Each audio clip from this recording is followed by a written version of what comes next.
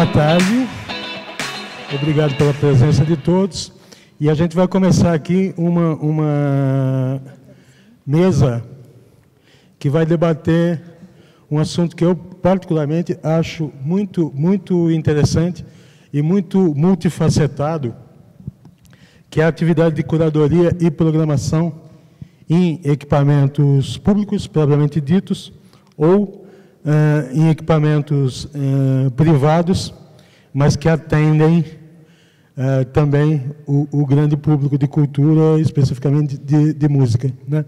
Eu vou fazer uma rodadinha aqui. A gente está com representantes de 3 equipamentos da Prefeitura, que é o Centro Cultural São Paulo, meu amigo Juliano, e nós temos a Ana, que é da Ana Luísa, que é da Galeria, a Ana Luísa, que é do CCJ, e a Kátia Bock, da Galeria e dos Teatros do Conjunto Olido aqui, né? Eu acho que eu vou pedir para cada um deles fazer uma explanaçãozinha inicial, falando da sua experiência na área e contando para a gente um pouquinho o que é a característica de cada um desses equipamentos. Quem são os públicos, que demanda que esses públicos costumam apresentar, né? E qual que é a pegada, ou são as pegadas das respostas que esses equipamentos conseguem dar. Então, acho que a gente podia... nós acabamos dividindo aqui em ala masculina e ala feminina, né?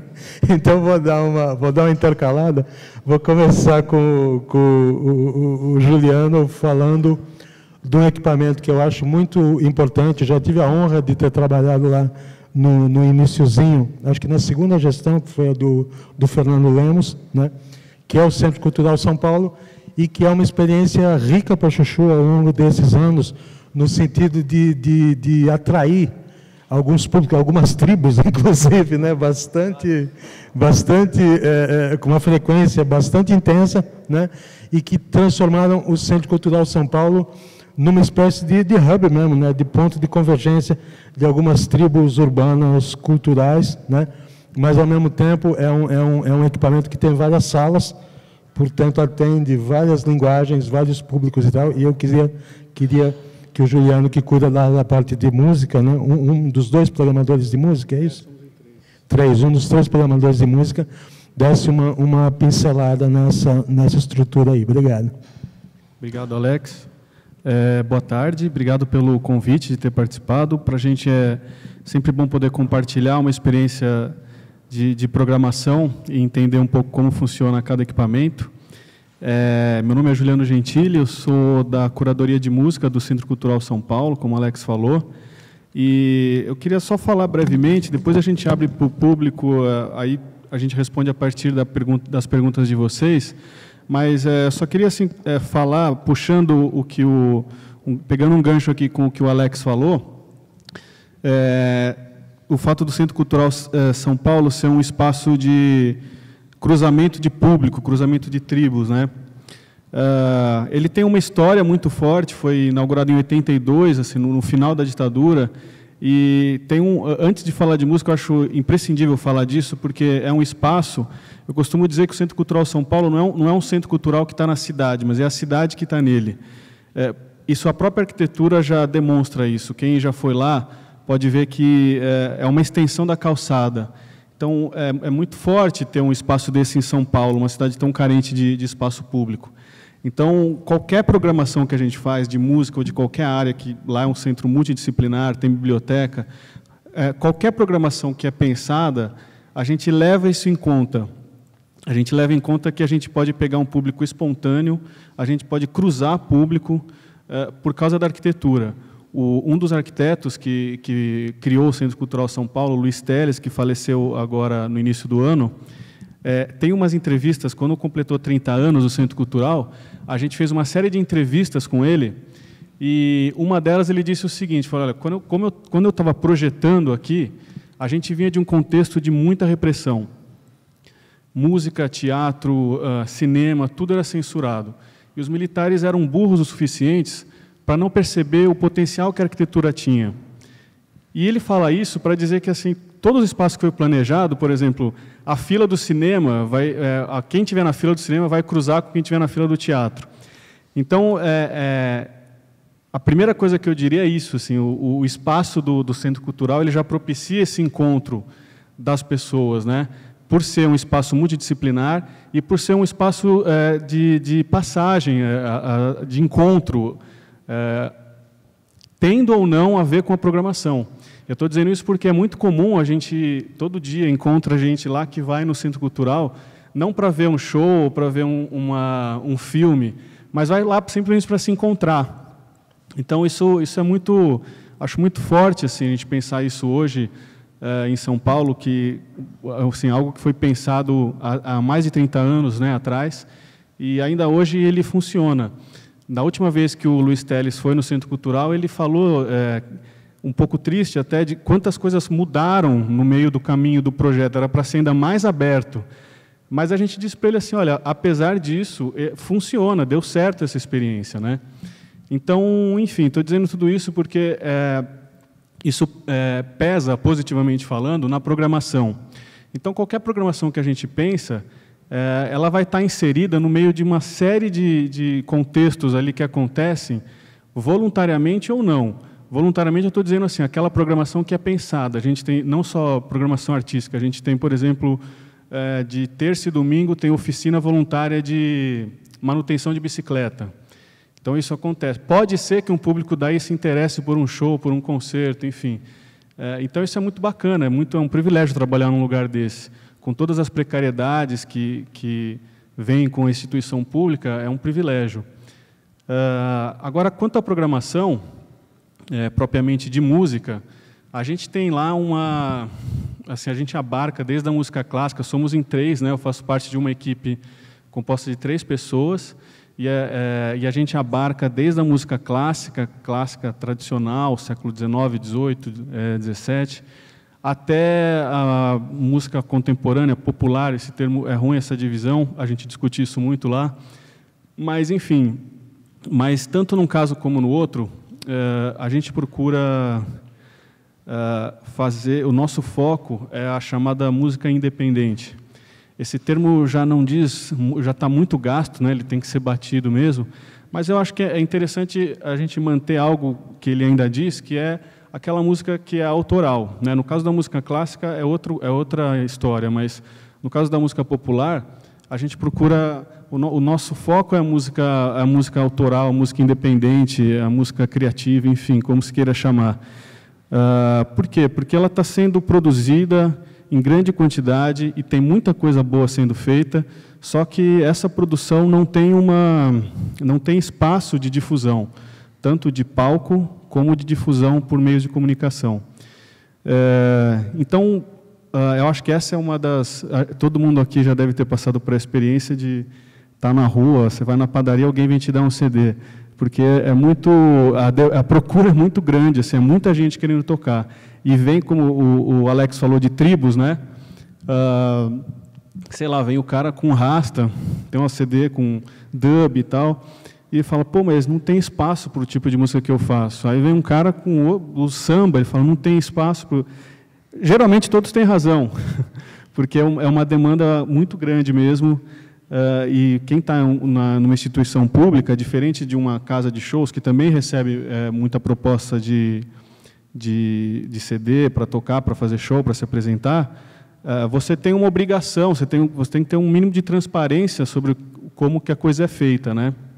Então, assim, de modo geral, o que a gente procura fazer é contemplar essas diferentes vertentes, né, da música, ainda mais assim levando-se em conta que a gente está falando de um meio extremamente segmentado, né? Depois que a indústria fonográfica perde um papel central, né? Não totalmente, mas ela adquire um outro papel, a gente fica... E a facilidade de fazer o CD ela é maior do que antes, né?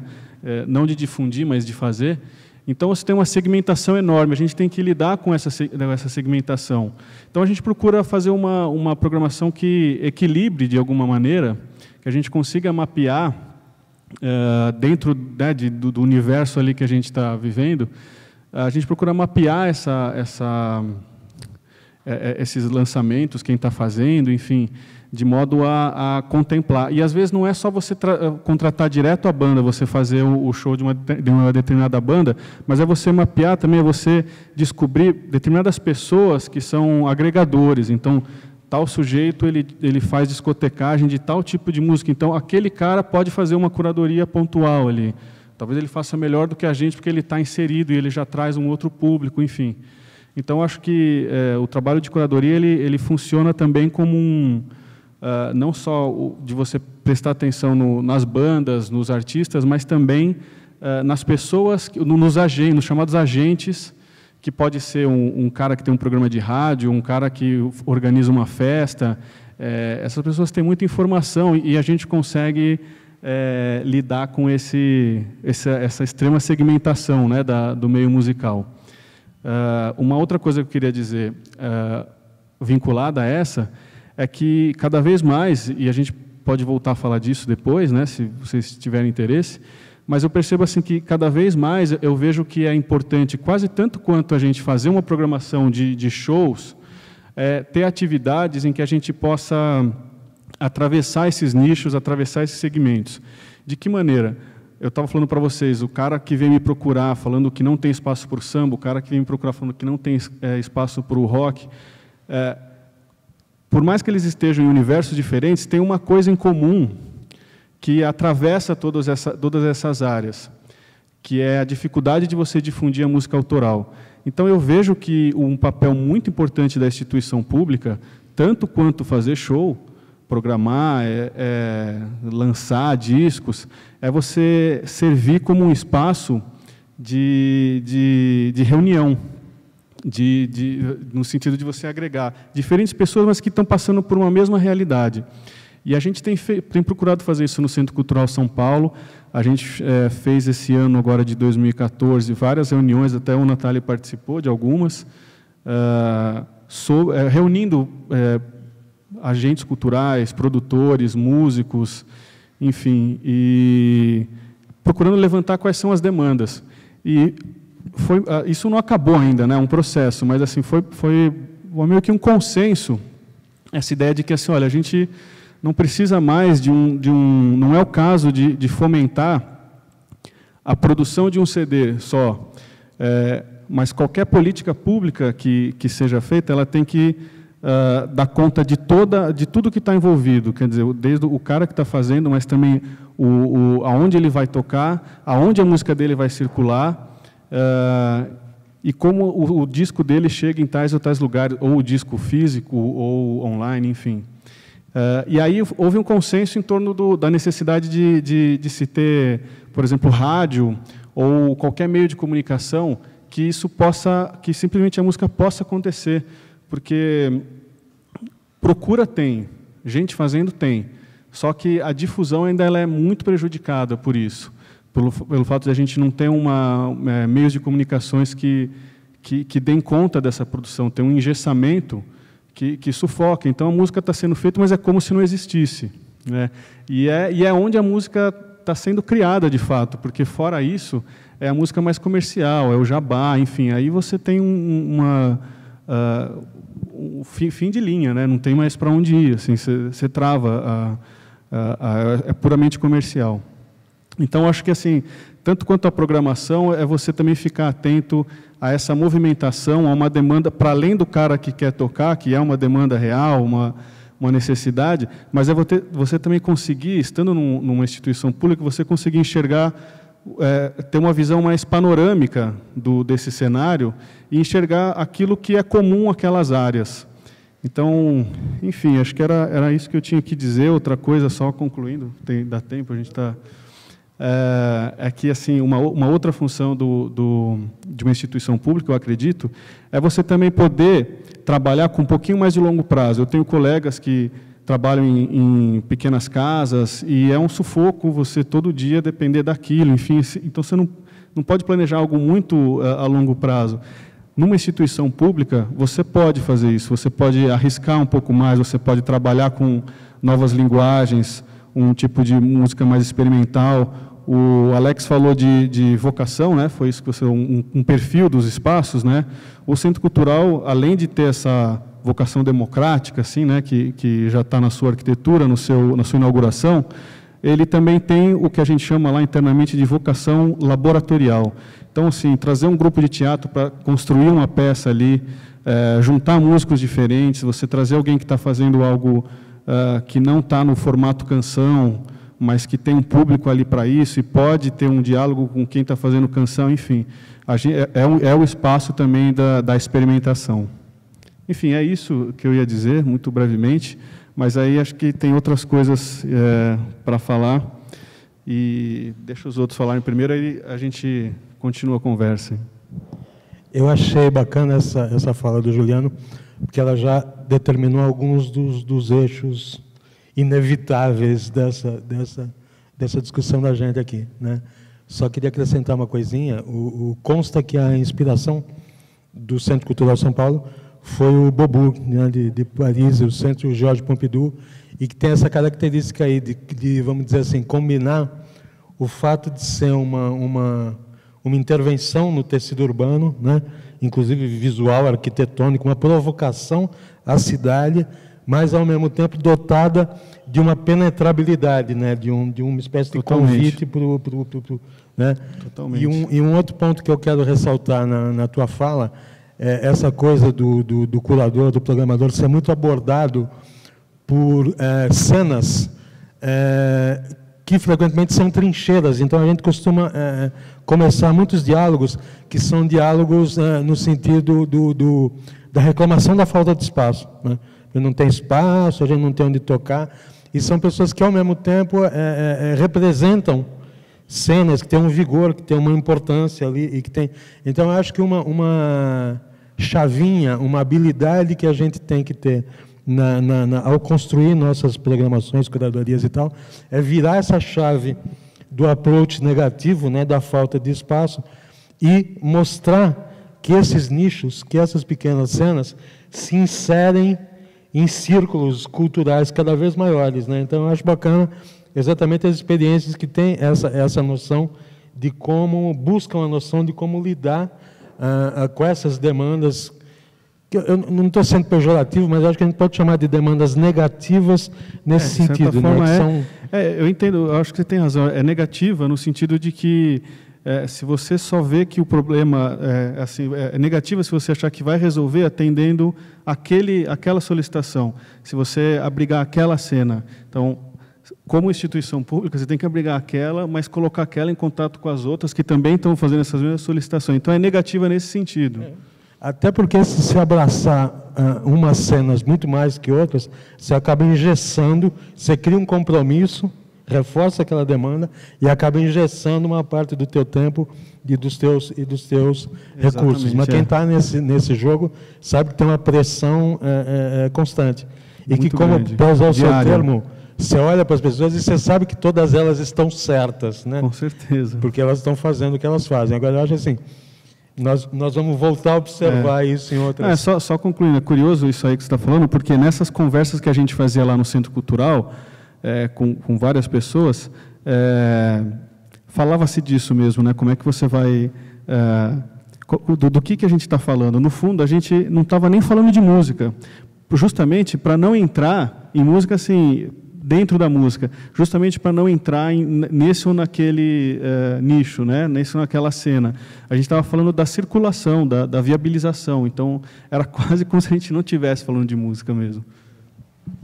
Eu vou, já que a gente está nesse assunto, eu vou propor para a Ana Luísa falar sobre o CCJ, que é o Centro Cultural da Juventude, que faz, eu creio que faz hoje um pouco o papel de lidar com certas linguagens jovens, que é o papel que o Centro Cultural São Paulo fez na década de 80, ao acolher o underground, né? Eu tenho a impressão que o Centro Cultural da Juventude acolhe algumas linguagens atuais, que estão vivas nesse momento. Isso, na verdade, é um dos nossos desafios.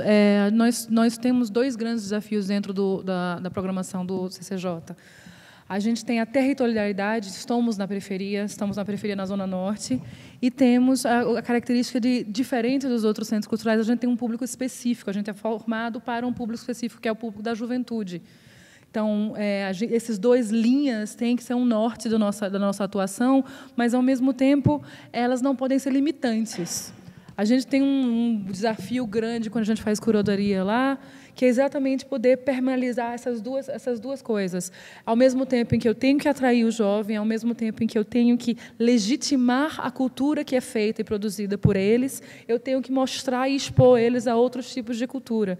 Então, sim, se de uma forma a gente recebe o funk, a gente recebe o hip-hop, a gente também recebe música instrumental erudita alemã, porque a gente acha importante que tem que ter as duas coisas. Isso é uma outra característica que a gente tem tido com essa gestão que está lá há 1 ano e meio, uma postura menos paternalista em relação ao jovem. A gente pede para o jovem participar, a gente pede para o jovem sugerir atrações. Especificamente no caso dos rolezinhos que a gente teve agora em novembro, foi uma atividade que foi começada pelos jovens, eles começaram a frequentar, eles começaram a marcar de ir no CCJ nas sextas-feiras, e a gente começou a abraçar a ideia deles e a gente começou a opor atrações que tinham o perfil que eles levaram, para dar um protagonismo ao nosso frequentador, protagonismo ao jovem, a quem tem aquele perfil. Mas, ao mesmo tempo, é isso. A gente também tem um perfil de formador de opinião. Formador de opinião é um pouco de arrogância, né? É a ideia de expor eles a outras coisas. Então, essa alquimia é uma coisa que dá muito trabalho no papel do curador de um equipamento voltado especificamente para a juventude. A gente tem feito várias coisas, também no sentido autoral, Juliano. A gente tem tido umas 2 ou 3 propostas, eu compartilho contigo dessa ideia de que divulgar só o que já está consolidado não é o papel da instituição pública de cultura, enquanto fomentador de cultura. Eu acho que nós temos obrigação, sim, de fomentar quem está começando. A gente tem pelo menos 2 projetos que são especificamente para bandas iniciantes, bandas, artistas, cantores, que não se restringem só à música. A gente faz essas coisas, que é o Quinta Independente, que é toda quinta-feira. E a gente faz, mas, ao mesmo tempo, a gente também quer levar para o território norte, zona norte, fora do eixo de circulação dos grandes artistas consagrados também.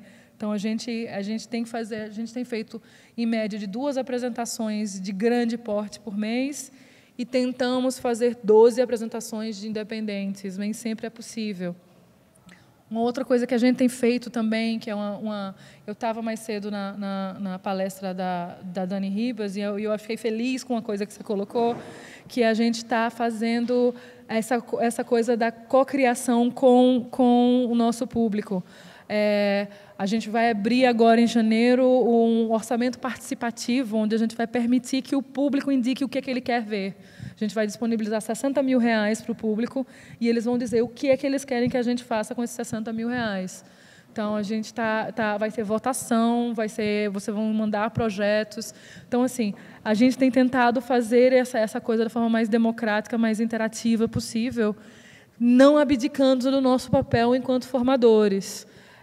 Mas a gente tem ampliado esse escopo e tentado ouvir muito quem é o nosso frequentador, quem está lá e o que é que eles fazem.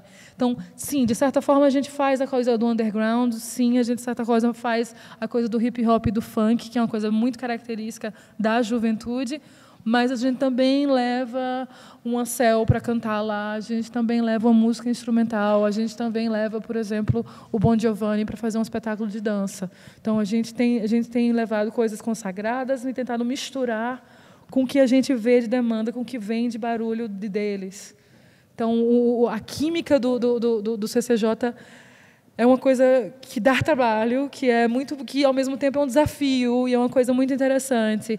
E é muito rico conseguir fazer essa mudança. Se a gente conseguir fazer, por exemplo, como a gente fez a experimentação desse duo de música instrumental alemã, que foi, inclusive, uma proposta que veio via Centro Crucial de São Paulo, só que aí a gente conseguiu incluir ele no circuito São Paulo de música e ele acabou indo para lá.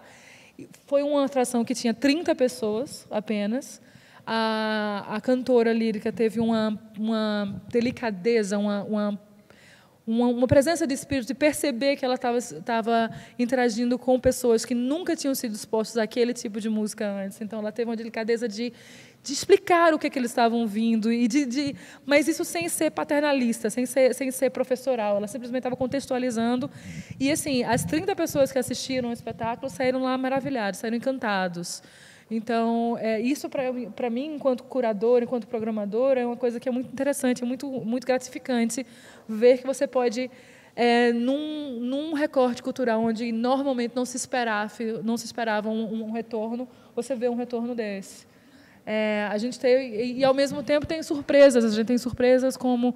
a gente fez em setembro um evento que era com várias cantoras de hip-hop femininas, algumas já consagradas, e o público não apareceu. Que era um recorte que a gente esperava que chegasse. Você consegue explicar isso? Não. Não consigo. Falta a pesquisa para saber por que o que foi que houve. Então, assim, era um espetáculo que a gente esperava muita gente e deu 80 pessoas. E aí nós depois fizemos um outro espetáculo que era com um cantor que faz pesquisa de música de interior do Nordeste, mas uma pesquisa de música que não é forró, é uma música de raiz de lá, e deu 530 pessoas. Então, assim, essas surpresas são muito, muito interessantes. A gente tem feito uma curadoria. Eu só estou lá há um ano, estou bastante recente, eu acho que dentre o quarteto, o quinteto que está aqui, eu provavelmente sou a que tenho menos experiência, então tenho feito muitas coisas na base da experimentação, de testar, que isso é uma das grandes coisas que o sistema público nos permite. A gente pode experimentar, como o Juliano estava colocando, a gente pode ver como o público reage. E nossos indicadores, eu tenho um prazer, eu tenho um orgulho de dizer que nossos indicadores não são necessariamente casa cheia. Diferente de um equipamento que é privado, que precisa da casa cheia, precisa do ingresso pago para se viabilizar, a gente não tem a necessidade da casa cheia, a gente precisa da necessidade. O nosso compromisso é com a qualidade do que é apresentado. E isso é uma coisa que nos permite experimentar mais. Então, acho que a característica mais do CCJ hoje sim, a gente tem essa coisa do jovem, da cultura focada para o underground, para jovem, mas, ao mesmo tempo que a gente legitima e reconhece a cultura produzida por eles e consumida por eles, a gente também tem o papel de fomentar e expor eles a culturas diferentes, a musicalidades diferentes. Acho que bacana. Isso. Eu vou passar agora para o Natália, meu amigo Natália aqui, representando o Itaú Cultural, que controla dois equipamentos que eu considero bastante importantes e interessantes para a cidade de São Paulo. Um é o Auditório Ibirapuera, que é importante por razões óbvias, e o outro é as salas do Itaú na Paulista, né, na qual são desenvolvidas algumas experiências de linguagem interessantes, como as ocupações, né. Então, eu queria que o Natália falasse um pouco da experiência e, se possível, também desse um pitaco nesses temas aqui que estão pulando. Obrigado pelo convite. Estou honrado aqui de estar com os meus colegas, com o Alex, todo mundo. Queria partir um pouco da experiência recente para o Itaú Cultural. Eu estou no Itaú Cultural há 15 anos, fazer 15 anos agora, no ano que vem, como gerente de música. E, recentemente, há aproximadamente 3 anos, um pouco mais de 3 anos, o Itaú Cultural participou de um chamamento público para a gestão do Auditório Ibirapuera, em parceria, obviamente, com a Prefeitura de São Paulo, né, especificamente as Secretarias de Cultura e do Verde e do Meio Ambiente.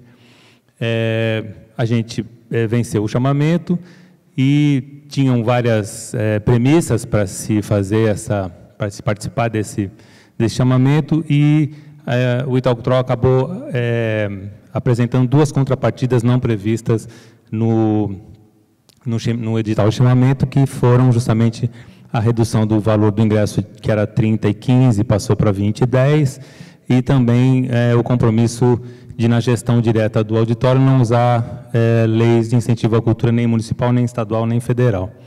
na gestão direta do espaço, né? Já na compreensão de que o espaço é público e essa relação não caberia, né? Essa aproximação da programação do Auditório Ibirapuera, para a gente foi relativamente, não digo que foi simples, mas foi uma consequência de um trabalho que já vinha sendo feito, por exemplo, no projeto Rumos do Itaú Cultural, em que a gente tinha uma visão continuada a respeito da produção autoral brasileira, etc., né? Então, quando a gente chegou no auditório, algumas coisas, na verdade, antes de... Eu sou muito amigo do Pena Schmidt, que fazia... trabalhou no auditório desde quase a sua fundação, e a gente viajou muito junto com Rumos, etc., né? Assim como o Fabrício, que está ali também. A gente tinha muitas similaridades, tem muitas similaridades no pensamento e no raciocínio, né, da música plural brasileira, né? Então, eu não senti muito essa relação em adaptar um raciocínio que se fazia no Itaú Cultural para o Auditório Ibirapuera. É claro que o auditório é muito maior, né? É um espaço imponente, maravilhoso, é muito bom falar claramente do auditório, porque é um espaço público, então a gente não está falando de si mesmo, né? A gente está falando de um espaço que é da cidade. Então, a gente, um pouco dessa perspectiva, no fundo, foi natural trazer ou compartilhar algumas coisas que já tinham no auditório. O que acho que a gente ampliou foi uma programação justamente um pouco fora da música, apesar de ser um espaço fundamentalmente de música, a gente trouxe um pouco mais a dança, por exemplo, para a programação do auditório. Então, o Boticário na Dança acontece lá, o Balé da Cidade de São Paulo se apresentou algumas vezes, o Balé de Cegos, etc. O cinema, né, a Mostra Internacional de Cinema abre e fecha no auditório, e filmes como o Ilegal, ou Quebrando Tabu, algumas coisas, teve um documentário sobre Belo Monte também. A gente ampliou um pouco esse aspecto da programação e, em linhas gerais, é uma programação bastante diversa. Eu trouxe aqui algumas, eu vou ler rapidamente e comentar um pouco, né? Mas a gente, esse ano, passaram pela Dona Iná, o Odair José no ano passado, Dona Iná, Sarau da Cooperifa, então também uma abertura para alguns projetos, projetos da cidade, né? Que são tradicionais, digamos assim, né? O Sarau da Cooperifa, acho que é um deles. Então, a gente abrigou 2 saraus dentro do auditório. Para a gente foi bastante simbólico, eu acho que para a cidade, de uma certa maneira, também. Elomar, Martinho da Vila, o Bugarins tocou lá esse ano. Orquestra Sinfônica de Berlim, Emicida, Manta Mantiqueira, João Bosco, Jair Rodrigues, Orquestra do Mato Grosso, Calbi Peixoto, Jorge Malter, Macalé, Apanhador Só, Monarco, Gaspar, Nelson Triunfo, Mostra Internacional de Cinema, Yocuné Soul, Prêmio Trip Transformadores, Bob McFerrin, Charles Marretas, Esperança Spalding, Gilberto Gil, de Melo Imorrível, Filarmônica de Passargade, etc. Dentro dessa programação, na verdade, existe uma reação também ao espaço que, de uma certa maneira, como eu falei, acho que ele tem uma imponência e talvez cada um dos habitantes de São Paulo reconheçam esse espaço como para isto ou para aquilo, né? Então, quando a gente, por exemplo, programou o Odair José, existiram reações de parte do público que consideravam ou consideram esse artista não apropriado para aquele espaço. Eu acho que, de uma certa maneira, a gente, evidentemente, continua programando a música diversa brasileira, mas eu acho que é interessante, talvez, a gente conversar um pouco sobre isso. Recentemente, no lançamento do disco do Nelson Triunfo, 2 pessoas se levantaram na plateia e foram nos questionar, porque afirmando que aquele tipo de música não era adequado àquele espaço, se retiraram no meio do show. Enfim, coisas como essas que eu acho que são bastante interessantes, talvez, a gente discutir também, né? Como a programação de um espaço, dos espaços, como a gente está falando aqui, como também uma questão ideológica, estética, né? De que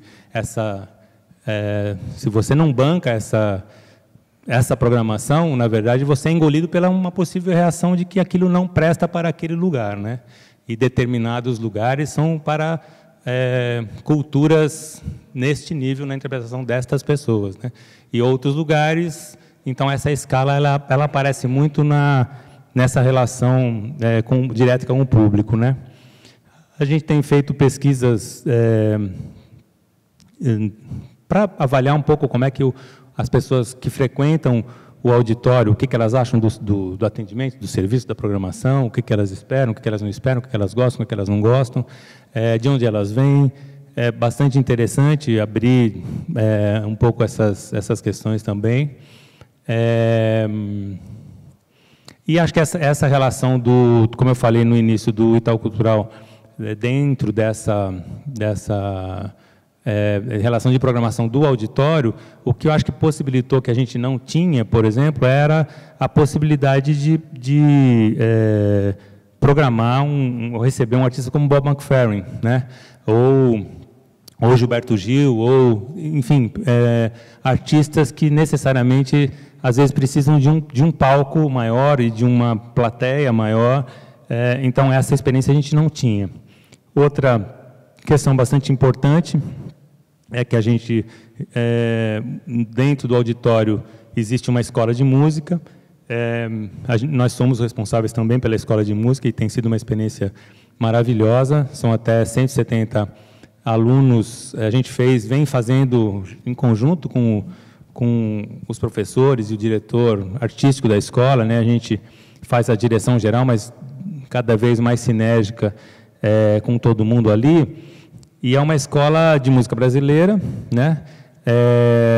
Que recebe jovens a partir dos 12 anos, necessariamente vindos da escola pública. Vindos não, eles têm que estar matriculados na escola pública, né? É um curso de 5 anos, o diretor artístico da escola é o Proveta, é uma escola com um corpo docente muito bacana, uma escola livre de música, né? Nós não somos reconhecidos pelo MEC, mas é uma escola que se propõe a ser uma escola de música brasileira. Como eu falei, são uma capacidade de 170 jovens, a gente está com 158, 157, mais ou menos. Amanhã e domingo, hoje é sexta, né? Então, amanhã e domingo, para quem quiser, às 21 horas amanhã e 19 horas no domingo, a gente encerra o ano letivo da escola. Durante todo o ano, a gente vem trabalhando em cima da obra do Dorival Caymmi, com 3 arranjos do Dori Caymmi, e a escola se apresenta amanhã gratuitamente. Todos convidados, posso garantir que é muito bacana, com a presença do Dori, e aí vocês estão convidados para assistir um pouco a escola, né? Acho que em linhas gerais é isso. Quando o Alex fala do ocupação, por exemplo, né, alguns projetos eu estou direcionado também, acho que para falar muito do auditório, muito pouco do Itaú Cultural, no sentido dos projetos que estejam fora do escopo do auditório, pelo tema do nosso debate. Mas, como ele citou, ocupação, a gente tem feito exposição de vários artistas, né, do brasileiros, focando artistas referenciais para a cultura brasileira. Então, em música, a gente fez o Chico Science, a gente fez o Jadson Macalé, acabou de encerrar a ocupação da Laerte, a gente está agora com Giramundo, fizemos Celso Martinez Correia, o Angeli, enfim, um monte de gente. Para quem vocês estão convidados também para assistir o o Giramundo. E o ano que vem a gente vai ter especificamente 2 ocupações de música. Uma é Dona Ivone Lara, que está com 93 anos. A gente está... Essa ocupação ele não se restringe a uma exposição. Na verdade, a gente faz um mergulho em cima da obra e do acervo dos artistas. Então, no sentido de tentar colaborar para a preservação, digitalização do documento, recuperação de documentos e cartas e, enfim, fitas, etc., que estejam se deteriorando com o tempo. Então, Dona Ivone Lara, no dia 16 de maio, a gente abre Dona Ivone Lara, como eu falei, está com 93 anos, uma história maravilhosa, foi assistente da doutora Anísia da Silveira, eu nem sabia disso. Cada vez que a gente olha para a Dona Ivone, assim, é uma bênção, assim. A gente foi lá na sexta-feira passada e realmente é uma história incrível. E nesse mesmo, logo imediatamente após a Dona Ivone, a gente vai abrir provavelmente a ocupação Elomar. A gente também está recuperando o acervo do Elomar. Ele tem acho que uma história muito peculiar dentro da música brasileira, né? Está tudo ali na fazenda, mas a fazenda não é o melhor lugar, digamos assim, para você guardar documentos, partituras, etc., né? Então, a gente também está fazendo um mergulho bastante profundo em colaboração com o Elomar e a Fundação Casa dos Carneiros para preservação do acervo, etc., né? E acho que é isso. Só para dizer que depois do Giramundo a ocupação Rio da Hilst, também maravilhoso, não vou ficar falando aqui, mas é muito instigante você olhar as obras desses artistas, dessas referências, com esse olhar de ver a trajetória, de perceber, né, a caminhada deles através do tempo, etc. Acho que é isso. Eu citei as ocupações, porque eu acho que elas são um case muito feliz de ter numa ponta uma densidade quase acadêmica, né, ali do approach sobre o artista, e na outra ponta um formato muito pop, né, e atraente para vários públicos, né. Então eu também acho que trabalha bem nessa chavinha aí de conseguir transversalizar. E aqui, para concluir as exposições iniciais, então a gente tem a Kátia Bock, da Galeria Olido, que vai falar um pouquinho dessa experiência do vizinho aqui. Bom, gente, boa tarde, obrigada pelo convite. Estou aqui, sou bastante tímida para falar, mas estou vendo um monte de carinha conhecida aqui. Fico feliz da presença de vocês. Eu faço a programação de música de um dos espaços bastante cobiçados da cidade de São Paulo, que é a Galeria Olido. Dentro da Galeria Olido, a gente tem 2 espaços, que é a vitrine da dança e a Sala Olido, que é um teatro grande e que a gente traz nomes bem fortes da MPB. A vitrine é um espaço que já vem acontecendo desde 2008. Ali existe aula de dança de salão durante o dia e à noite, geralmente, é um show.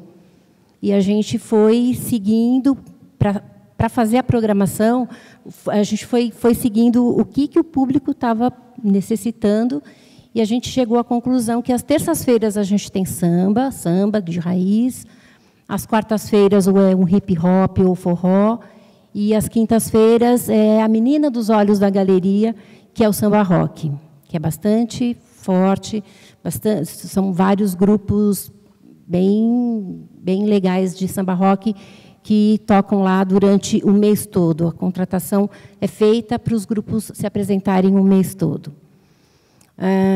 Essa é a programação, esse é o trabalho meu de programação dali da galeria, e também de 2 centros culturais, Centro Cultural da Penha, que fica na Zona Leste, e o Centro de Formação Cultural da cidade de Tiradentes, que é um espaço maravilhoso, que foi inaugurado o ano passado, e a gente está tentando construir ali com uma demanda enorme que tem da região, os grupos de hip-hop e vários nomes fortes também que a gente está tentando levar para fazer a formação desse centro cultural.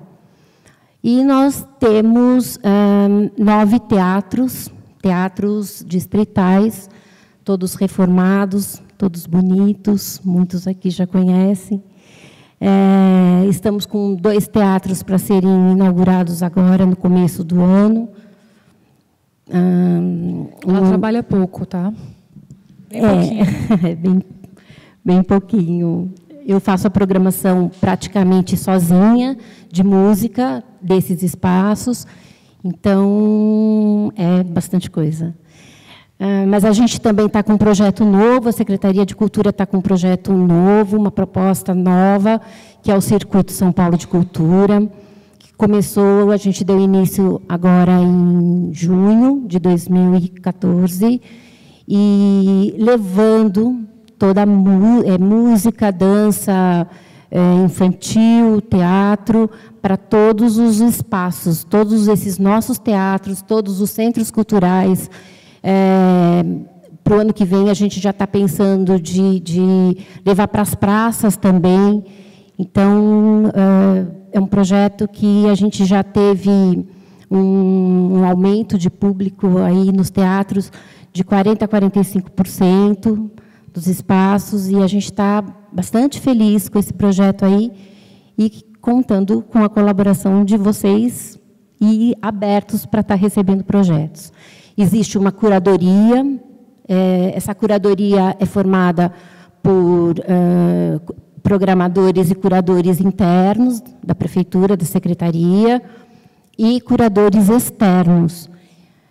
E essa curadoria recebe o material e a gente vai colocando conforme a demanda dos espaços. A Ana Luísa faz parte, o Juliano faz parte da curadoria, e acho que é isso. Tem mais alguma coisa? Se alguém quiser perguntar alguma coisa para mim, estou aí à disposição. É isso. Eu queria destacar duas coisas na tua fala. Primeiro, é que o circuito e essa nova visão, essa nova proposta de programação fez uma coisa muito bonita, que foi revivificar alguns teatros muito queridos de São Paulo. O Paulo Heró, acho que faz parte e tal. O Paulo Heró, a gente está em final de obra, a gente pretende abrir agora no começo do ano. O primeiro que vai ser inaugurado, provavelmente, ainda em janeiro, o prefeito pediu que fosse em janeiro, é o Flávio Império. É um teatro que fica ali em Cangaíba, que está muito bonito, por sinal. E o Paulo Heró, que é um teatro grande. Alguns desses teatros têm uma relação muito intensa com o território, né? Fazem parte da história cultural da cidade e do bairro, dos bairros, né? E um case que também é muito interessante, que é o da vitrine, né? A gente tem falado aí da penetrabilidade. A vitrine é um pouquinho ao contrário, né? É ela que invade a rua e dialoga com a rua, né? Se você puder falar duas palavras aí sobre... O caso do samba rock é fantástico, né? Não, o caso do samba rock é fantástico.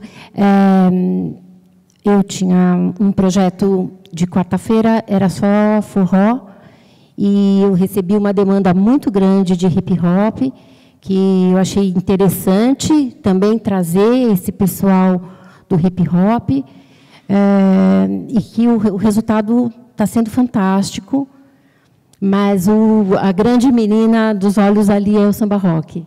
Para quem não sabe, a vitrine é uma sala de esquina, totalmente envidraçada, na qual não só o público que está dentro da sala pode assistir, quem está se apresentando, como quem está na rua de fora acompanha o que está rolando lá dentro, porque ela é totalmente envidraçada, né?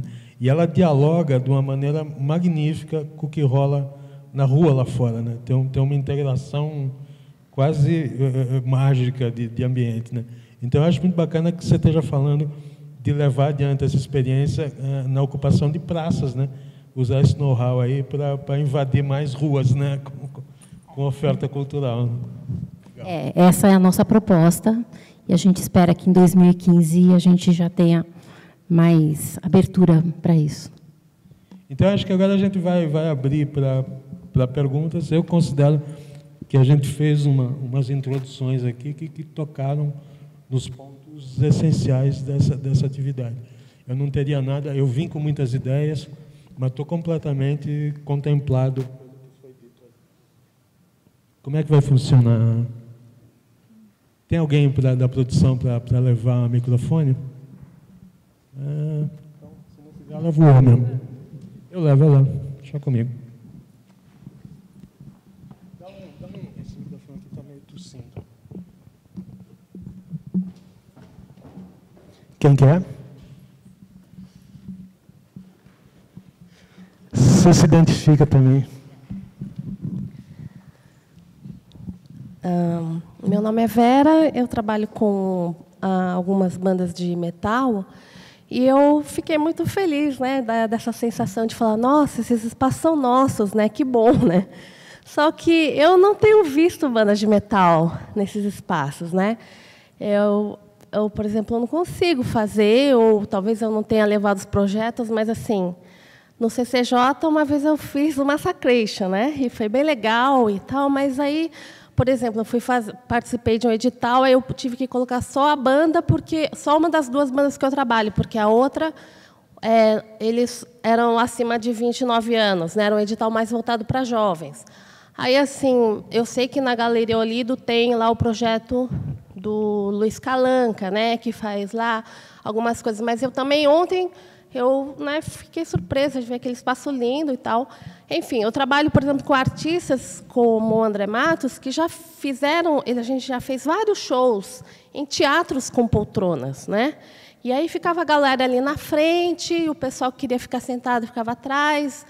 E por todo o Brasil a gente já fez, em Porto Alegre, no Teatro CIE, em Manaus, em vários lugares. Mas, assim, parece que nos lugares que tem teatro com poltrona, parece que vão os caras de preto e vão estragar os assentos. Eu não sei o que acontece, ou parece que não...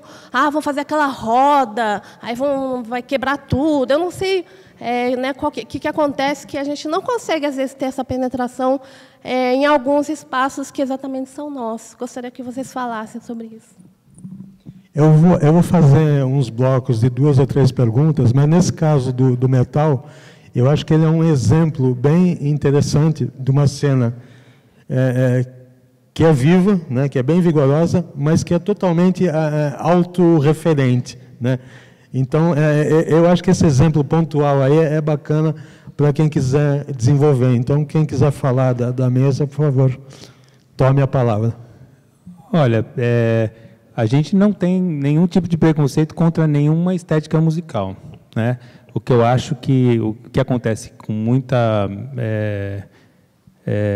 frequência é que a gente tem no Brasil, eu acho que especialmente em cada um dos teatros daqui, datas de menos para expressões bacanas demais. Então, não dá para realmente, eu acredito que muita gente aqui, ou eventualmente ou no auditório, ou no Centro Cultural, ou no Itaú Cultural, ainda não tocou, que não significa que não tocará. Mas a gente tem uma complexidade que ela não é específica contra um gênero, acho, né? O nosso esforço, na verdade, em termos até simbólicos, por exemplo, quando a gente chegou no auditório, que a gente assumiu a gestão do auditório, a gente foi para o Sarau da Cooperifa, recebendo e um pouco afirmando para a cidade que aquele lugar também era daquela expressão, daquela geografia, daquela área geográfica da cidade. A gente trouxe o Elomar, a gente trabalhou um pouco nesses aspectos simbólicos também, né? É claro que isso, como eu disse, é simbólico, ele não não deu para fazer uma coisa nessa amplitude toda, né? Mas, de qualquer maneira, a gente não tem nenhum tipo de preconceito. Eu não acho que as pessoas vão quebrar o teatro, realmente. Na verdade, acho que é muito bacana. A gente fez o Zappa, o Frank Zappa, lá no Scrutinizer, né? Lá no auditório. Foi lindo ver como as pessoas chegavam já, parecia um jogo de futebol mesmo. As pessoas chegavam e já cantando. Acho que foi a plateia mais bacana que eu já vi num teatro, assim, né? Não tenho esse receio, tenho amigos que fazem heavy metal, não tem nenhum problema com isso, não. Eu corroboro também, eu acho que é isso, falta data para a gente. No Centro Cultural, por exemplo, do que você está dizendo especificamente, do metal, a gente tem um projeto lá que acontece há muitos anos, que é o Sintonia do Rock, em julho, e dentro do rock tem os seus nichos também. A gente procura, nesse mês, passear por esses nichos. Então, por exemplo, no início de julho desse ano, a gente fez um show lá chamado Otomanos, que é com a banda Teste e a banda DR, que é um som bem pesado, e a gente teve que mudar até a estrutura de som, porque as duas bandas tocam ao mesmo tempo. Esse era o show, né? A coisa era essa, era tocar a coisa simultânea. Um som mais alto, volume mais alto, deu quase 500 pessoas, e não teve problema nenhum, assim, pelo contrário, foi ótimo. Alguém mais quer responder da mesa? Senão eu passo para outra pergunta.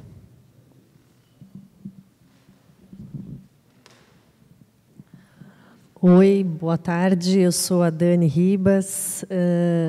Tive a oportunidade de falar um pouquinho antes e queria retomar algumas questões que parece que até que a gente combinou que a gente ia falar o mesmo tipo de coisa, porque parece que tem uma continuidade no debate anterior para esse, né?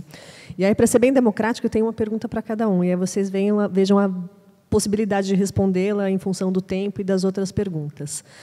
Primeiro, para o Juliano, que é um grande parceiro, né? Eu trabalho no SESC, e o Juliano tem tido a oportunidade de fazer bastante coisa lá com a gente, dar aula no curso de gestão. E, Ju, queria te perguntar assim, o termo, decorrente daquela nossa discussão anterior, lá no Festival Contato, na famosa van, o que você acha que o termo curadoria em música ele traz de novo? É só uma nomenclatura nova, ou o que tem a ver com programação, ou ela reflete uma dinâmica que está acontecendo e que exige um reposicionamento do profissional da música, de programador para curador? Que você falasse um pouco sobre isso. Para o Edson, eu queria perguntar, Edson, esse trabalho de curadoria do Itaú, que se reflete tanto na programação quanto nos editais, você acha que ele contribui, esse processo de curadoria do Itaú acaba contribuindo para o processo de profissionalização da cadeia da música? Para Ana Luísa, do CCJ, inclusive o Alexandre vai estar lá com a gente no Centro de Pesquisa e Formação do SESC na terça-feira que vem, falando de equipamentos públicos e hip-hop. E eu queria te perguntar o seguinte, eu tenho acompanhado bastante a programação do CCJ, e a questão do conselho e dos projetos de monitoria, enfim, tudo isso eu acho assim, muito bacana, vem muito a calhar para a discussão que eu estava fazendo na parte da manhã, não à toa você a retomou, né? E eu queria saber se isso é um posicionamento do equipamento ou é algo que vem da secretaria. E se é do equipamento, como que vocês chegaram a essa maneira de gestão? E para a Kátia, você falou que, né, é um trabalho hercúleo de fazer a curadoria de tantos equipamentos e tantas salas. Quais os seus critérios que você utiliza para fazer esse trabalho de curadoria? É isso, não sei se dá para responder as 4, mas o que der, deu. Eu falei que ia fazer um bloco de 2 ou 3, você já fez um bloco de 4 perguntas. Obrigado. Começa então, né? Bom, em primeiro lugar, obrigado, Dani, por ter vindo, pela contribuição. Infelizmente, não pude ver a tua palestra. Espero que tenha sido gravada. Quanto à sua pergunta sobre o que a curadoria pode trazer, o termo, né, curadoria, esse conceito, pode trazer de novo, eu acho que a melhor maneira de refletir isso é a partir de experiências concretas, né? Por exemplo, no Centro Cultural São Paulo. Quando eu entrei lá em 2008, o termo curador estava sendo usado há pouquíssimo tempo. E aí eu lembro de perceber um certo desconforto da gestão daquela época, quando você se referia a programador. Falou, não, aqui não tem programador, aqui tem curador. E aí eu fui atrás para saber o que aconteceu, porque, para mim, curadoria era algo ainda muito ligado às artes visuais. Parecia uma coisa normal falar em curador de um museu, curador de uma exposição, e de show é estranho. De festival ainda não soa tão estranho, mas, enfim. Então, assim, eu fui atrás da história. Por que se chamava de curador? Primeiro, eu percebi o seguinte... É só no Centro Cultural, dentro da Prefeitura, né, da Secretaria de Cultura, que se usa esse termo curador, né? Isso já foi discutido, já foi piada em reuniões da Secretaria, enfim. No Centro Cultural São Paulo, especificamente, o que aconteceu foi o seguinte, como é um centro que tem uma biblioteca e tinha um departamento de pesquisa chamado IDARTE, existiam os programadores e existiam os pesquisadores. A partir de 2007, 2008, isso foi concretizado em 2008, mas houve um movimento de fundir as duas coisas. Então, a ideia era que os pesquisadores fossem programadores e vice-versa. Daí é que vem o curador. Então, a ideia é muito interessante, principalmente pensando num espaço como o Centro Cultural, com o acervo que a gente tem. Um acervo de obras, quadros, esculturas, acervo de música. A gente tem quase 70 mil discos lá, a maioria deles 78 rotações, é uma das maiores coleções da América Latina. Então, a ideia era de você pensar uma programação com pesquisa. É daí que veio. Então, enfim, era esse o objetivo. Agora, sim, na prática, isso é muito difícil, porque a gente acaba sendo devorado pela rotina da programação, que já é, enfim, já consome, né? Só que eu acho que, mesmo assim, algo dessa experiência permaneceu. Então, por exemplo, algumas vezes a gente consegue fazer ligações com o acervo. Por exemplo, em 2000, em parceria até com o CCJ, sei lá, uns anos atrás, aí, a gente fez uma parceria que era o seguinte, era comemorando a missão de pesquisas folclóricas do Mário de Andrade. O acervo dele está lá no Centro Cultural. Foi lançado uma parte disso em parceria com o SESC, em CDs. Então, a gente convidou alguns músicos para fazer uma pesquisa sobre o Mário de Andrade e incorporar isso no show. Então, a ideia era a seguinte, não trazer um show pronto, mas um show feito no Centro Cultural. O resultado foi muito bacana, tinha assim, desde músico erudito, o Aquile Pique, o pianista, ao Elo da Corrente, o grupo de hip-hop, que assim, eles ficaram tão maravilhados com aquele material que o Mário captou e foram atrás da história, que uma hora eles viraram para mim e falaram assim, olha, tudo bem, porque o convite era para eles incorporarem aquilo no show. Eles falaram, tudo bem se a gente fizer o show inteiro com o material do Mário de Andrade? Eu falei, pô, tudo ótimo, né? Faço. Isso virou um projeto de um CD que eles têm aí.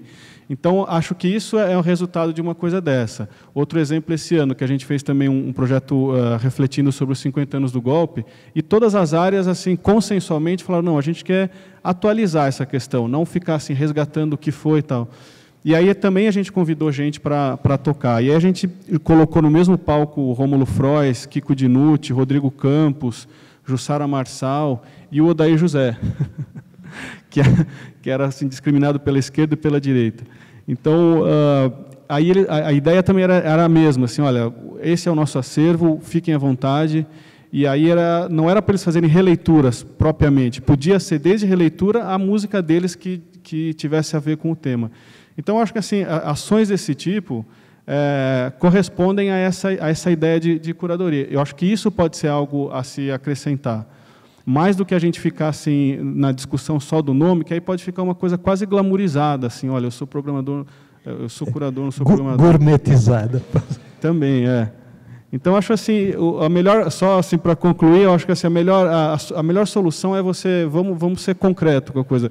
Da onde vem essa ideia de curadoria? No nosso caso, lá no Centro Cultural, era associar pesquisa à programação. Então, vamos direto no ponto. Assim, acho que isso pode ser uma coisa a se acrescentar na programação. Bom, com relação se a gente acha que... Oi, Dani. Se a gente acha que a gente contribui para a profissionalização da cadeia da música, né? O nosso foco não é esse. Eu acho que o nosso foco, aí estou falando como quando a gente recebe os artistas ou na sala cultural ou no auditório, né? Eu acho que o nosso empenho é tratar todo mundo profissionalmente, né? Independente se é um grupo amador, se é um grupo profissional.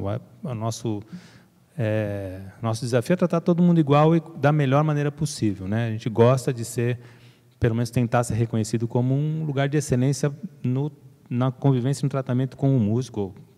Eu estou falando especificamente de música, mas no Itacultural a gente também mexe com, né, teatro, dança, cinema, etc.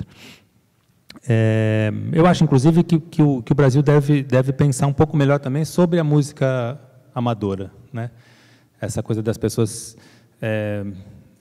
se reunirem na calçada, no boteco, não sei o quê, às vezes, e fazer música, né? Eu acho que a gente, às vezes, perde um pouco a dimensão de como isso é precioso, né? Ao mesmo tempo, o que a gente tem feito, e acho que fez intensamente em 2004 e 2007, que a gente fez a caravana do Rumos por todos os estados brasileiros, mais várias cidades, era de discutir questões que eram importantes para a cadeia da música, independente do gênero musical que a pessoa atuava, né? A gente foge da discussão do tipo de música, né? Então, por exemplo, eu lembro que a gente discutiu processos associativos em música, em 2004. Então, eram, a princípio, exemplos e experiências de processos associativos que podiam ser replicados, repensados, instigados, enfim, compartilhados com fazedores, pensadores de músicas pelo Brasil, da música pelo Brasil inteiro, né? Seja programador, seja produtor, seja músico, seja professor, seja educador, etc. A mesma coisa de difusão, né? Então, são temas que independem da bossa nova, é música instrumental, é heavy metal, é pagode, né, a questão como é que a gente se fortalece musicalmente, independente da música que a gente toca, é uma questão interessante para se conversar até hoje, né? Eu estou falando disso de 2004, acho que em 2014 isso ainda permanece, né? A difusão da música, independente do gênero, também é uma questão que até hoje a gente tem que discutir, né? Então, a gente propôs e fez umas caminhadas para essas discussões, para trocar ideias, levando gente de vários lugares do Brasil para outros, enfim, era uma caravana que, em 2004, eu me lembro que 110 pessoas viajaram pelo Rumos para fazer experiências como essa, em média 7 pessoas por cidade, e a gente tinha uma conversa e uma conexão, né, que se fez independente do Rumos, na verdade, porque as pessoas se conectaram, se conhecem e se articulam. Então, essa também era uma premissa e um objetivo do projeto, né? Isso repetiu em 2007, menos intensidade em 2010, porque as discussões que a gente tinha proposto, elas ganharam, não estou dizendo que foi por causa da gente, mas, de qualquer maneira, ganharam uma dimensão e uma escala que a gente viu que a gente não faria diferença em estar discutindo aquilo de novo, porque aquilo já estava sendo discutido com intensidade. E depois a gente mudou o formato do Rumos, acho que não cabe falar aqui, porque senão a gente desviou o assunto. Mas, de qualquer maneira, eu acho que... E essa coisa da profissionalização também, eu acho que a gente, como cadeia, né, cada um... deve ter um monte de gente que é produtor, que é músico da banda, não sei o quê. A gente se movimenta assim, né? A hora que você vê assim, puta, olha como o cara monta o PA dele. Às vezes você fala assim, puta, dá para fazer. A gente se alimenta dessas questões também, né? A gente não é diferente. Então, acho que essas trocas elas estão levando a música do Brasil para um patamar profissional, às vezes, de produção, etc., que não era a mesma coisa 10 anos atrás, né? Mas acho que isso é uma questão da gente como a gente, né? A gente como a gente é horrível, mas é que escapou. Então, é isso. Acho que agora melhorou. Pronto. Eu vou pegar um gancho que o Natália falou na frase dele. Ele começou dizendo que o Itaú Cultural quer ser um centro... Deixa eu colocar aqui. Obrigada. Que o Itaú Cultural quer ser um centro de excelência em profissionalismo em relação ao atendimento cultural. O CCJ não quer. Por que a gente não quer? Porque o nosso foco é formação do jovem. Sua pergunta foi como isso surgiu, se isso foi uma iniciativa do equipamento ou se foi uma iniciativa da secretaria. Minha resposta é as duas coisas. Por quê? A gente fundamentalmente, hoje, nossa força de trabalho maior é através de um programa chamado Jovem Monitor. Inclusive, o Leandro é nosso jovem monitor da área de comunicação, está aqui na frente. Ele veio acompanhar a gente. E esse programa existe há algum tempo. Esse programa existe antes da gestão atual estar lá. Mas era uma coisa tímida.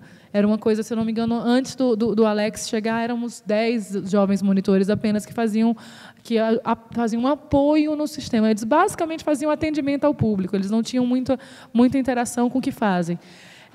Alex, que é o atual diretor, que é um estudioso da juventude. Ele abraçou essa ideia, ele viu essa possibilidade do jovem monitor como sendo uma maneira de dar protagonismo ao jovem no Centro Cultural da Juventude. Uma coisa parece lógica, mas não era.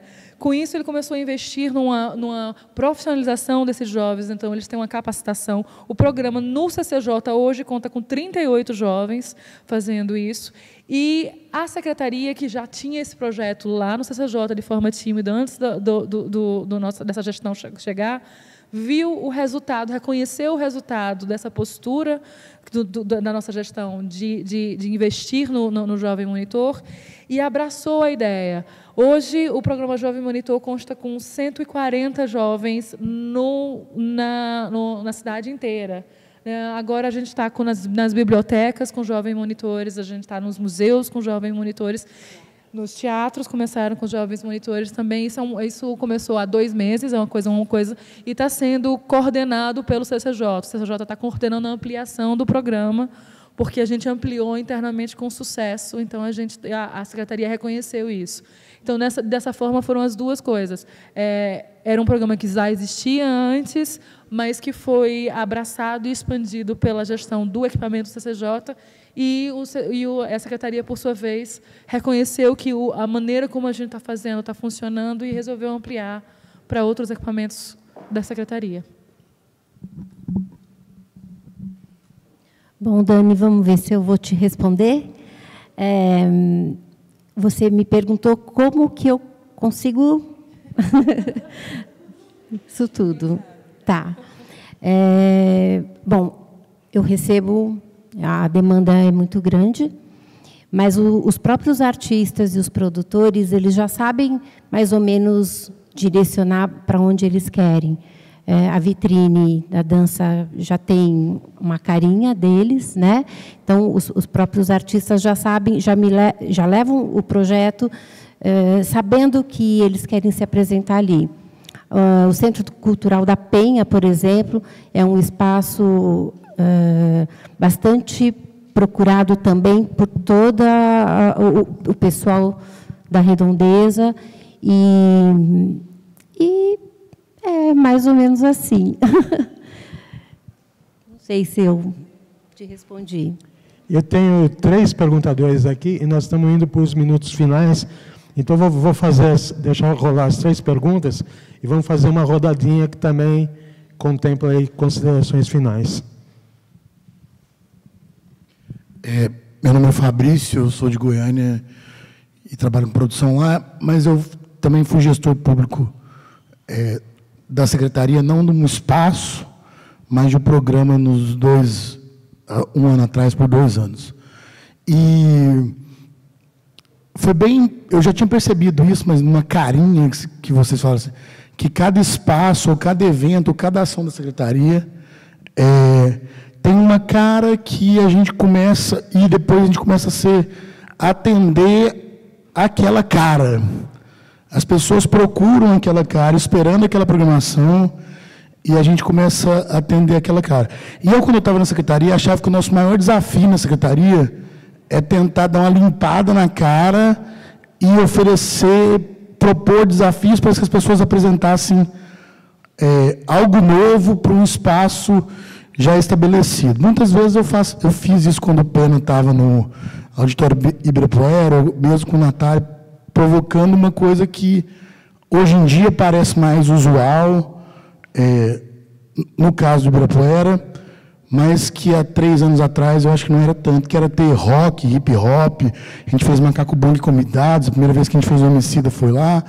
Esse ano a gente fez os Autoramas que o Móveis Coloniais de Caju gravou um DVD, e em 1 minuto todo mundo ficou em pé, o Autoramas, na primeira música todo mundo ficou em pé, e provocar talvez ampliar a cara dos espaços, talvez seja uma função dos programadores ou curadores. O que vocês pensam? Aqui em São Paulo, por exemplo, tem uma coisa assim, tem uns SESCs que tem uma cara da programação, assim. Não apresenta esse projeto para esse espaço, porque lá não vai colar, e eu acho que dá para quem é produtor, etc., dá uma esfriada em propor alguns delírios, assim, que talvez pode deixar mais interessante o espaço. Olá a todos, boa tarde. Meu nome é Joana, sou filha de músicos, e Pegando o gancho da pergunta da moça lá sobre o metal, queria saber sobre chorinho. Se vocês têm alguns projetos, ou pensam em algum projeto de chorinho para o ano que vem, ou para 2016, sei lá. Porque conheço muitos músicos que tocam chorinho. Aliás, meu pai toca chorinho também. Conheço alguns amigos que fizeram livros sobre chorinho. E eles, assim, continuam tocando sempre nos mesmos lugares. Tá, São poucos lugares que eu conheço, né, pelo menos. Eu queria saber isso. Obrigada. Só um instantinho, deixa eu só fazer aqui uma última pergunta. Boa tarde, me chamo Paulo Neto, sou pernambucano e tenho ouvido bastante assim nas discussões, que eu acho que eu queria perguntar para vocês, eu acho que é o que move essa coisa da curadoria ou programação, que o amor pela música, né, que eu acho que é uma coisa muito importante a gente ressaltar, porque eu sou pernambucano e me sinto altamente carinhado pela programação de cada uma das casas de vocês. Tipo, em cada espaço que eu frequento, eu me sinto abraçado com a demanda de o que eu gostaria de ouvir, enfim. E eu queria saber de vocês, eu acho que o amor, fora essa coisa do tão chega esse material, eu vou olhar, se ainda a música, se vocês escutam, é o que move de fato para fazer a programação. O que toca o coração, o que, enfim, tirando um pouco essa parte fria, entrando para o romantismo até, inclusive. Tem uma última pergunta aqui.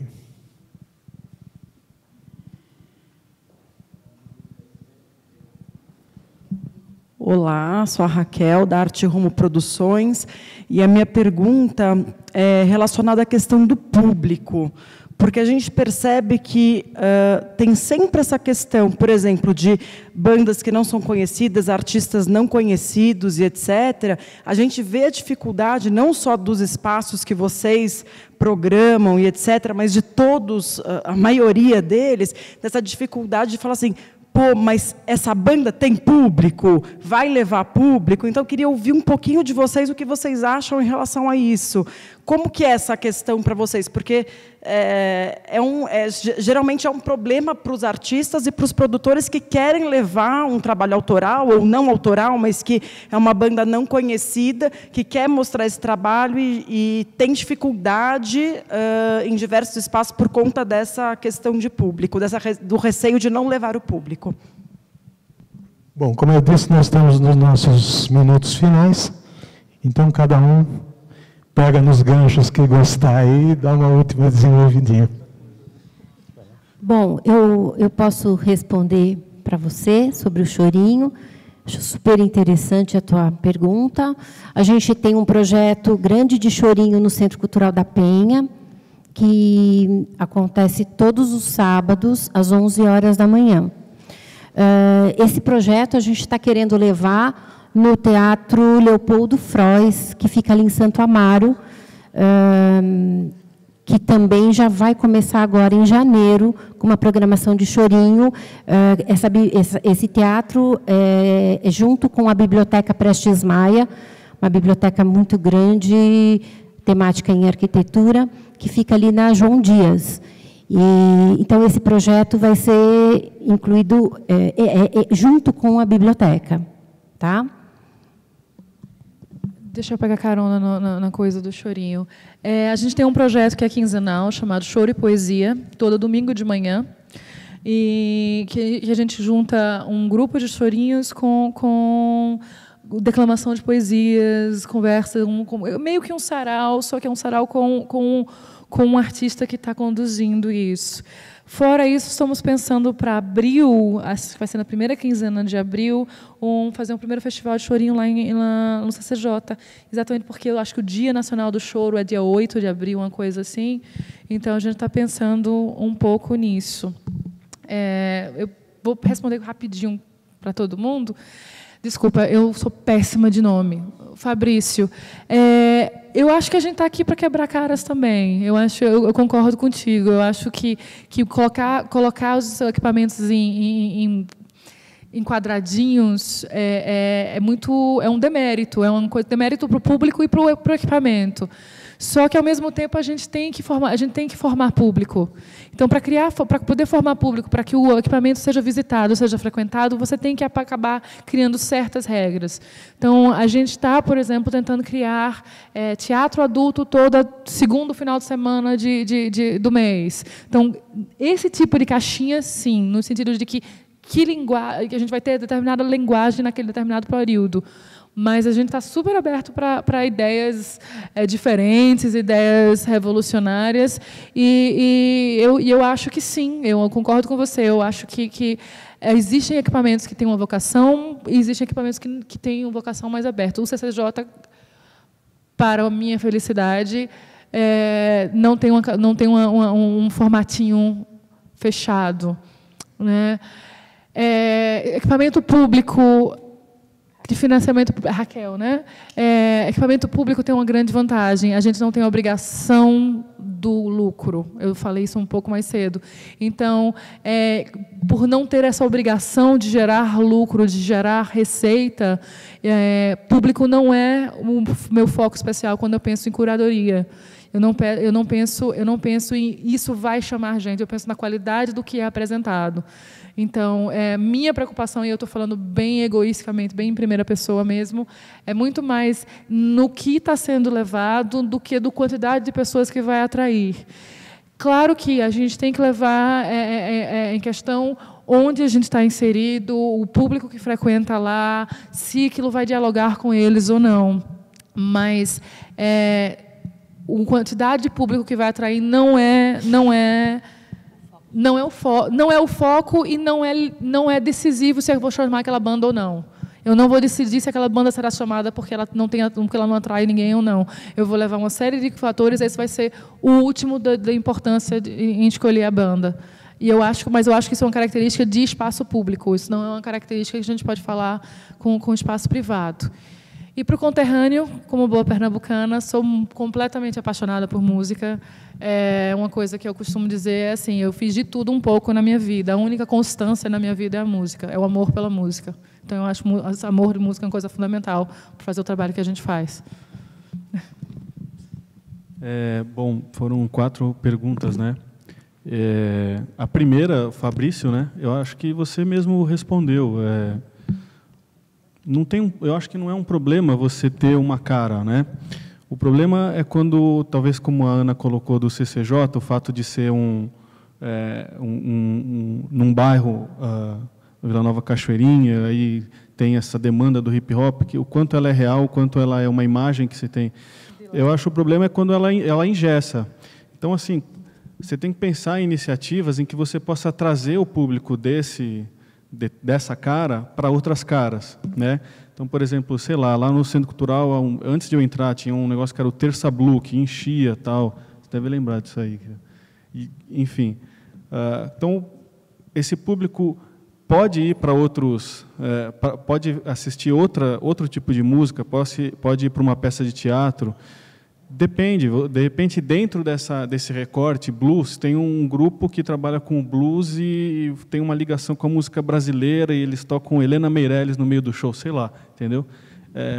Então, acho assim, dentro da cara, dentro do recorte que você está falando, você pode descobrir coisas que apontam para outras direções, para além de só ficar reafirmando aquela cara. Aí você se aproveita, no bom sentido, dessa cara, porque, de fato, isso traz um público, circula para o Centro Cultural. E aí eu até já emendo a resposta sobre o chorinho. Achei curioso você falar de chorinho pegando o gancho do metal, porque tem uma certa coisa ensimesmada, às vezes, né, em algumas cenas.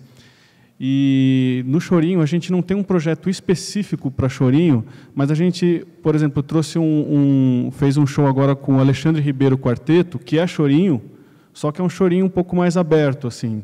Então, no meio do show eles tocavam era clarone e cavaquinho, já quase saindo, mas estava no limite do choro.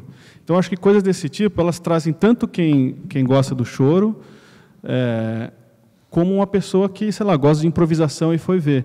O show estava cheio, assim, tinham pessoas de várias idades. Eu acho que isso é uma coisa interessante também. Você aproveita a cara que aquilo tem, mas você vê onde internamente aquilo pode apontar para outras direções. Com relação ao público que a Raquel perguntou, de fato, eu corroboro aqui o que a Ana Luísa falou. Não é uma preocupação o público em primeiro lugar. Então, isso não é isso que pauta a programação. Agora, é óbvio, todo mundo quer que o show programado tenha público. Então, às vezes, essa preocupação ela é muito mais assim de você valorizar o espaço e o artista. Por exemplo, no Centro Cultural São Paulo, a gente tem uma sala de 620 lugares, que é a Arena, a sala do Nino Barbosa. Então, assim, é nosso papel trazer uma banda nova, mas você colocar uma banda nova no centro, numa arena de 620 lugares, o quanto que aquilo vai ajudar o artista, entende? Então, como que a gente pode construir, junto com artistas, os produtores, uma plataforma em que você tenha, olha, de quinta à noite, a gente faz lá o Quinta na Faixa, é um espaço para lançamento de novos artistas. Então, você tem que criar uma condição para também valorizar o palco e, consequentemente, valorizar a entrada do artista. O Natália que falou do auditório ser um espaço reconhecido. Então, quando você torna o seu palco um espaço reconhecido, seja em que direção for, mas você valoriza esse palco, isso é tão importante quanto a trazer a banda nova. Como programador, eu também. A primeira coisa é o som. Até o pessoal manda o release, eu falei, nem precisa, manda o link da banda, entendeu? Essa é a primeira preocupação. Agora, você tem também que valorizar o espaço. Isso é importante. Por exemplo, quando começou o circuito, eu bati muito nessa tecla, olha, essa é a oportunidade para a gente trazer banda nova e circular pela cidade. Só que, assim, colocaram para mim uma coisa que é muito coerente. Falaram assim, olha, antes disso, a gente tem que valorizar, tem que fazer esse palco acontecer. Então, assim, a gente faz uma primeira rodada, vamos chamar assim, de artistas que já têm um público, já estão conhecidos, porque esses lugares nunca tiveram show. Então, assim, as pessoas precisam saber que ali acontece show. Senão você acha que está cumprindo um papel, só trazendo a banda nova, mas você está negligenciando essas condições para que o palco seja visível. Acho que a questão é aí, não é assim, mais ou menos público, não é um pensamento monetarista, né, porque a gente não lida com isso. Mas é mais assim, quando há essa preocupação de público, é do espaço ser valorizado. E a última é gosto, não é salário. É gosto, é vontade de conhecer, curiosidade, de saber coisas novas, assim, é o fascínio de que tem gente fazendo música, e acho que é isso que move, essa curiosidade. Bom, também vou tentar ser rápido aqui, mas 4 perguntas não dá para ser tão rápido, né? Quanto ao chorinho, eu sou apaixonado pelo chorinho, mas a gente não vai fazer um projeto para o choro, como não vai fazer um projeto, né? Como eu falei, a gente não vai especificar um gênero musical, né? O que não impede de fazer, olha, nesse fim de semana vai ter, ou na sala cultural, ou no auditório, o Zé Barbeiro tocou lá, o Jean tocou lá, um monte de gente toca lá. Mas a gente, a princípio, até hoje, evita e evitará mergulhar num nicho específico, porque a hora que você mergulha num nicho específico ou num gênero específico, você perde o discurso da diversidade, né? Então, eu sou apaixonado por choro, mas, né, tem acho que essa questão de estar aberto para tudo, né? Acho que um pouco também na linha do Fabrício. No fundo, o Fabrício é macaco velho, né, um monte de festival de rock lá de Goiás e de Goiânia, e no fundo, o quanto é difícil a gente mostrar um pouco o que a gente quer sem se fechar né? Então, acho que é um pouco o desafio. O SESC, eu acho que é maravilhoso, sou fã do SESC, mas o SESC tem várias unidades, né? Talvez nessa conjunção de você enxergar que você tem várias possibilidades de agendamento, você possa ter um pouco mais de facilidade de, às vezes, em alguns pontos, ter uma cara mais específica, né? Mas isso não é uma crítica ao SESC, não. Eu estou falando que acho que é o equipamento de maior abrangência, talvez, né, no país hoje, no Estado, representando o Estado de São Paulo, em termos de unidade, política, etc., né? Quanto às bandas novas, a gente acaba correndo um risco, talvez, de não ter tanto público, mas eu acho que isso é uma questão também muito analisada, avaliada, né? O primeiro show do Terno foi no Auditório Ibirapuera direto, né? O Bugarins, a primeira vez, talvez, que tenha vindo para São Paulo, foi no auditório, a segunda. Né? O que eu acho que, às vezes, também tem uma reflexão que não é só artista novo que toca para pouca gente, né? Tem muita gente maravilhosa que tem a mesma, digamos, não sei se isso é dificuldade, talvez a dificuldade seja de entender o tamanho que a sua música é em termos de público. Eu acho que isso não é um demérito você ser um artista que tem um público específico, né? Tem gente que é genial e o público dele é essa sala, né? Não é um teatro de 800 lugares. Eu acho que não tem essa relação monetarista, mas eu acho que também tem uma relação de responsabilidade, de maturidade, de você entender o que você faz, de uma certa maneira, né? E não disputar, entre aspas, um mercado que não é o seu, né? Às vezes, a gente tem um pouquinho de possibilidade, às vezes a pessoa fala assim, puxa, olha, o Auditório Ibirapuera, eu falo assim, pô, eu acho que a tendência, por exemplo, é te programar na Sala Itaú Cultural e não no Auditório Ibirapuera. A Sala Itaú Cultural tem 240 lugares. Não é um problema tocar para 240. Às vezes, eu sei que não é o seu caso, mas eu estou pegando um pouco o mote para a gente conversar sobre isso também, né? Às vezes parece que é um sacrilégio você falar para a pessoa, olha, este lugar não é que é grande, não é que é demais para você, não é que você não o mereça, nem ele não é isso. Mas é uma questão de, naturalmente, você saber, né, o teu... E conversar sobre isso sem nenhuma imposição, mas conversar sobre isso de uma maneira muito aberta e honesta, né? Acho que o amor pela música, assim, eu sou músico, comecei a trabalhar em 85, colei cartaz na rua, comprei sanduíche para o Gilberto Gismonti, levei o toquinho, era motorista de artista. Acho que para mim foi muito bacana ter cumprido essas etapas de colar cartaz na rua, etc, etc, etc. Sou apaixonado por música, mas eu acho que a paixão, na verdade, no programador, ela pode ser um pouco desastrosa, porque eu não posso programar, eu não programo sozinho, eu faço parte de uma equipe, etc, etc, mas eu não posso programar só o que eu sou apaixonado. Tem bandas e artistas que tocam lá e que eu não ouço no meu carro, ou no meu, enfim, na minha casa, né? Eu acho que essa separação é fundamental, né? O programador, ele é quase uma pessoa que eu acho que quase não, eu acho que ele tem que cortar um pouco o veio da amizade quando está programando, por exemplo, né? Não é porque você é amigo do programador que você toca, não é porque o programador é apaixonado por isso ou por aquilo, porque aquilo toca. Não estou dizendo que isso seja uma regra, mas acho que nesses espaços que a gente está falando, eu sou do Itaú Cultural, mas a gente tem uma visão que é nesse sentido. Eu acho que essa... Eu sei que você não falou sobre isso, mas eu também estou aproveitando porque eu acho que são coisas importantes para a gente falar, né? O programador, talvez em escala e por minuto, tem determinados momentos que ele é aquele cara que ganha mais inimigos por segundo, né? Não é? E de pessoas que e às vezes é uma relação de puta. Às vezes você sente quando, olha, puta, eu vou fazer isso porque talvez eu faça... Né? Eu já estou com 53, estou nisso desde 85. Não digo que eu tenho mais experiência que ninguém, mas essa percepção ela é muito recorrente, né?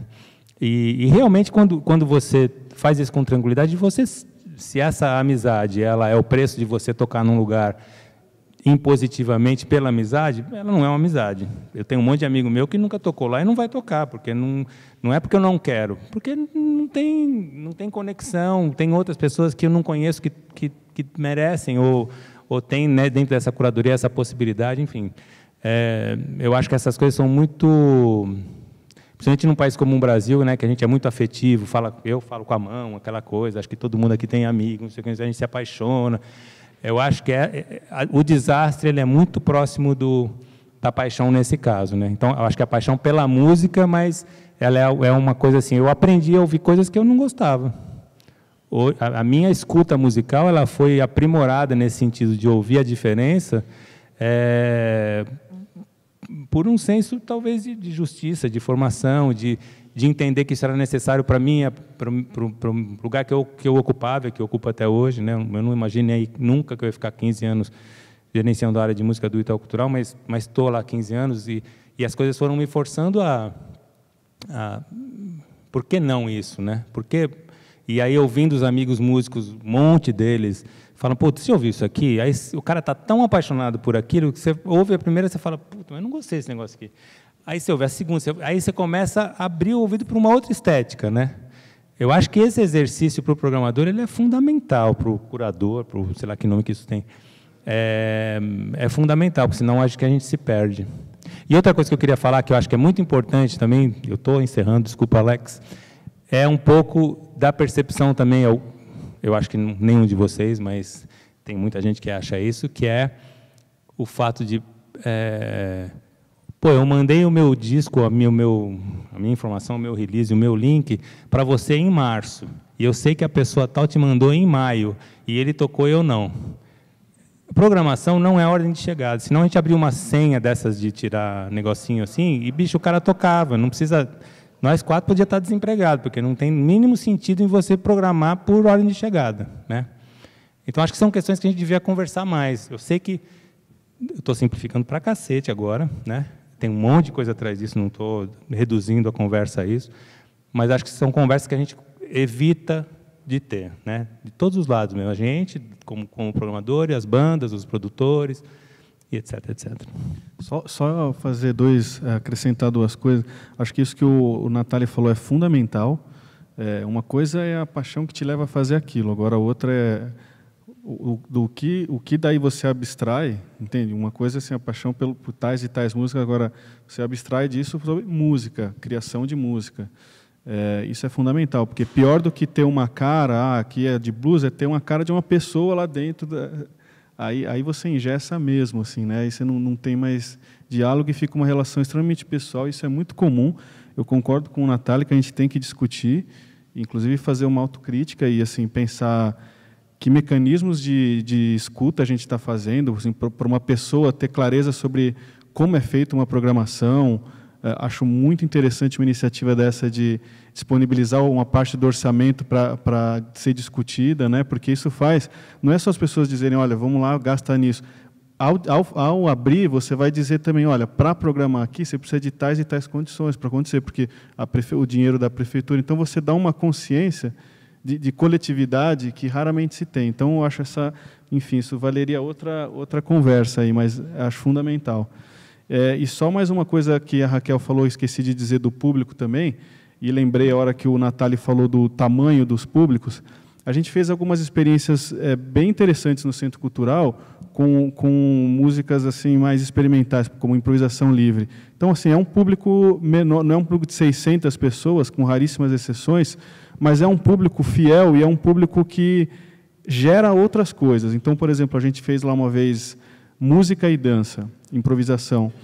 Vieram poucas pessoas, mas dessas, metade criou um grupo de música e dança a partir daqueles encontros. Então, assim, isso não entra no relatório de público, mas a nossa obrigação é estar atento a esse tipo de coisa. Então, isso é tão ou mais importante do que você dizer tem público ou não. Então, quando eu digo de valorizar o espaço, é valorizar também em que sentido você está cumprindo aquele papel, aquela vocação que sua instituição tem. Então, você precisa ter clareza desse papel. Bom, nosso tempo está esgotado. Eu queria agradecer aqui a inteligência e a sensibilidade coletivas que levaram a gente a conseguir discutir alguns temas bastante complexos, mas também com um grau de clareza que, para mim, foi muito satisfatório. Espero que tenha sido para todo mundo. Obrigado.